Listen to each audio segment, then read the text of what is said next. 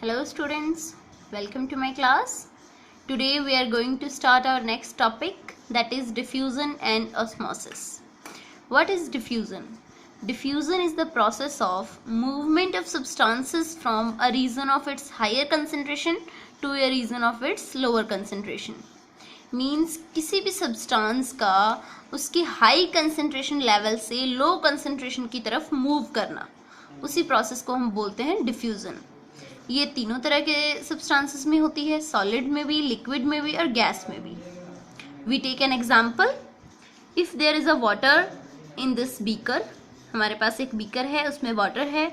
हम क्या करेंगे, ड्रॉपर से उसके अंदर अगर इंक की एक ड्रॉप भी डालते हैं तो क्या होगा. आपने ज़रूर देखा होगा कि पानी की, आपके घरों में स्पेशली जब हम नील वगैरह डालते हैं कपड़ों में, पूरी बकेट में क्या होता है, साफ पानी होता है.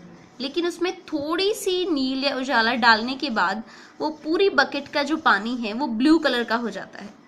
वही एग्जाम्पल हम यहाँ यूज़ करने वाले हैं. ये जो पूरा वाटर है वो वाइट है, बट उसमें एक बूंद जो हमने ब्लू सॉल्यूशन की ली है वो इस पूरे वाटर में स्प्रेड हो जाती है. अब यहाँ जो ब्लू पार्टिकल्स हैं, इसके सब्सटेंस के जो मॉलिक्यूल्स हैं स्टूडेंट्स, वो इस एक ही ड्रॉप में कैद थे, बंद थे. तो यहाँ पे इनकी कंसंट्रेशन क्या थी, हाई कंसंट्रेशन थी.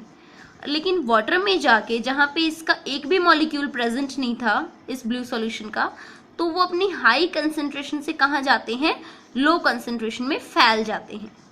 तब उसके बाद जो सॉल्यूशन है वो हमें इस तरीके का दिखाई देने लगता है कि ये सारे मॉलिक्यूल्स इसी ड्रॉप में थे. इनको लो कंसंट्रेशन वाला मॉलिक्यूल मिलते ही, सॉल्यूशन मिलते ही उसके अंदर ये स्प्रेड हो जाते हैं. This process is known as diffusion. इसी प्रोसेस को हम डिफ्यूजन बोलते हैं. क्लियर है students. Next we read osmosis. Osmosis, movement of water from a region of high water concentration to a region of lower water concentration through a semi-permeable membrane is called osmosis. इसमें चीज़ तो वही same है, but इसमें क्या है, किसी भी liquid का ऑस्मोसिस ओनली ऑन लिक्विड्स में प्रेजेंट होती है. किसी भी लिक्विड के मॉलिक्यूल्स का high concentration to low concentration move करना, but through a semi permeable membrane. It is very important कि ये जो मॉलिक्यूल्स हैं ये हाई टू लो मूव तो करते हैं, बट यहाँ पे न्यू कंसेप्ट है सेमी परमिएबल मेम्ब्रेन. कि अगर एक लिक्विड है, उसके अंदर एक साइड में क्या है, मॉलिक्यूल्स की कंसंट्रेशन ज़्यादा है, और बीच में क्या है, एक सेमी परमिएबल मेम्ब्रेन है. सेमी परमिएबल मेम्ब्रेन का मतलब होता है जो कुछ सिलेक्टिवली पार्टिकल्स को ही अपने अंदर से पास होने देती हो, कुछ सिलेक्टेड मॉलिक्यूल्स को ही अपने थ्रू पास आउट होने दे. उस मेम्ब्रेन को हम बोलते हैं सेमी परमिएबल मेम्ब्रेन. सो यहाँ पे क्या है, हाई कंसंट्रेशन है इन मॉलिक्यूल्स की, तो ये कहाँ से कहाँ मूव करते हैं, हाई टू लो कंसंट्रेशन. यहाँ से यहाँ तक मूव होते हैं through a semi permeable membrane. So this process is called osmosis. Students, अब जो लिक्विड्स हैं, लिक्विड्स में डिफ्यूजन भी होती है और ऑस्मोसिस भी होती है. बट हमें कैसे पता चलेगा कि वहाँ डिफ्यूजन हो रही है या ऑस्मोसिस हो रही है. हमें पता चलेगा सेमी परमिएबल मेम्ब्रेन से. अगर जो ये प्रोसेस हो रही है, high to low concentration particles का मूव होना, वहाँ पे अगर सेमी परमिएबल मेम्ब्रेन नहीं है तो वो प्रोसेस डिफ्यूजन है लिक्विड्स में. अगर वहाँ पे सेमी परमिएबल मेम्ब्रेन के थ्रू पार्टिकल्स मूव कर रहे हैं लिक्विड्स में, तब वो प्रोसेस कहलाएगी ऑस्मोसिस. आई होप आपको ये दोनों टॉपिक्स अच्छे तरीके से क्लियर हो गए होंगे. Next we will start our new topic, that is types of solution. कि नेक्स्ट जो सॉल्यूशंस हैं वो कितनी तरह के होते हैं. There are 3 types of solution, hypertonic, hypotonic and isotonic. Hypertonic solution students वो होते हैं जिनके अंदर एक जो सॉल्यूट है उसकी कंसंट्रेशन बहुत ही ज़्यादा हो. जैसे हम नॉर्मली वाटर के अंदर सॉल्ट को मिक्स कर लेते हैं. वाटर है, वाटर में हमने सॉल्ट मिक्स कर लिया. अगर यहाँ पे सॉल्ट की कंसंट्रेशन ज़्यादा है वाटर से, तो ये सॉल्यूशन कैसा हो जाएगा, हाइपरटोनिक सॉल्यूशन. बट अगर यहाँ पे वाटर और सॉल्ट दोनों की कंसंट्रेशन क्या है, इक्वल है, तब ये कहलाएगा आइसोटोनिक. अगर यहाँ पे सॉल्ट की कंसेंट्रेशन कम है, मीन्स मात्रा कम है, और वाटर की ज़्यादा है, तब ये कहलाएगा हाइपोटोनिक सॉल्यूशन। क्लियर है स्टूडेंट्स? नेक्स्ट हम टॉपिक करेंगे कि अगर किसी भी एनिमल सेल को इन तीनों टाइप्स के सॉल्यूशन में रख दिया जाए तब क्या होगा। If we keep an animal cell into hypotonic, hypertonic and isotonic solutions, then what will be happen?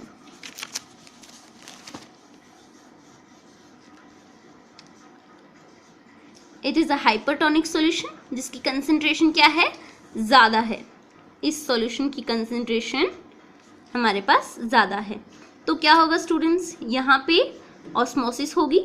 Osmosis में जो पार्टिकल्स है वो मोर टू हाई यानी कि हायर टू लोअर मूव करेंगे, मोर टू लोअर। यहाँ पे कंसेंट्रेशन क्या है, लो, तो हाई टू लो मूव करते हैं, तो सेल का साइज क्या होगा, बड़ा हो जाएगा।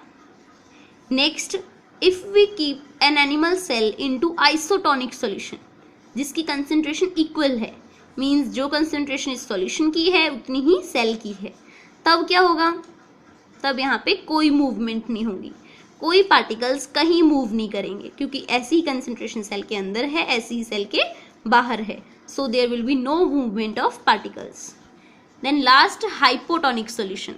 इन hypotonic solution we know solution has lower concentration and cell has higher concentration, तो पार्टिकल्स कहाँ से कहाँ मूव करेंगे, हाई टू लो। यहाँ पे जब हाई टू लो मूव करेंगे तो सेल का साइज क्या हो जाएगा, स्मॉलर हो जाएगा, सेल श्रिंक हो जाएगा, सिकुड़ जाएगा सेल। ये प्रोसेसेस सेल के अंदर होती हैं। These processes will happen to animal cell. ये सब किसके साथ होता है, एनिमल सेल के साथ, अगर हम एनिमल सेल को डिफरेंट डिफरेंट सॉल्यूशंस में रखते हैं। और next topic is plasmolysis.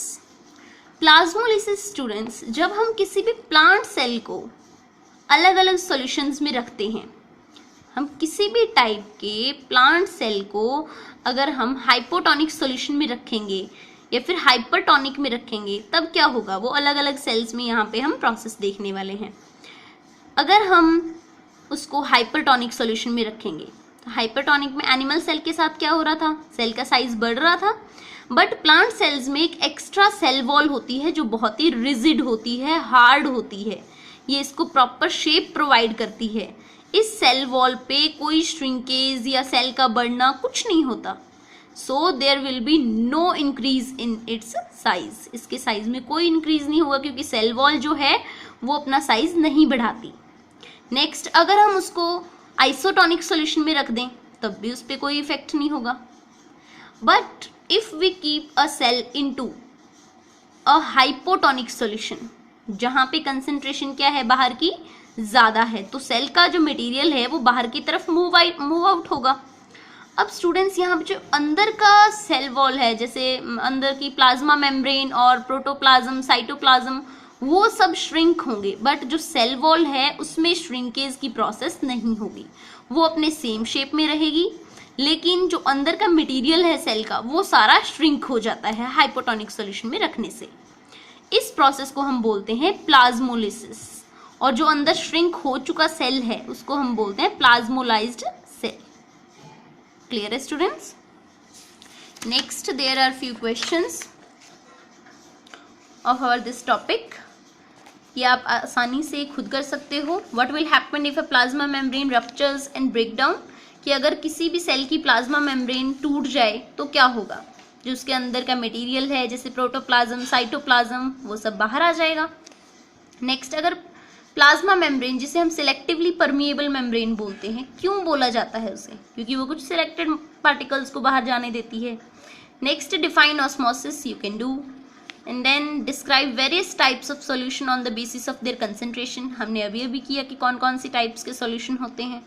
Next, what is diffusion, definition करनी है, you can do, and then what will happen if an animal cell is placed in strong hypertonic solution, कि अगर किसी एनिमल सेल को हाइपरटोनिक सॉल्यूशन में रखा जाए तब क्या होगा।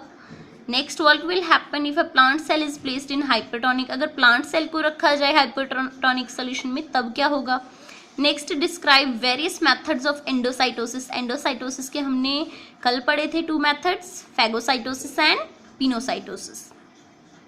Next is active and passive transport. Active जिसमें एनर्जी की ज़रूरत होती है, पैसिव जिसमें एनर्जी की ज़रूरत नहीं होती है।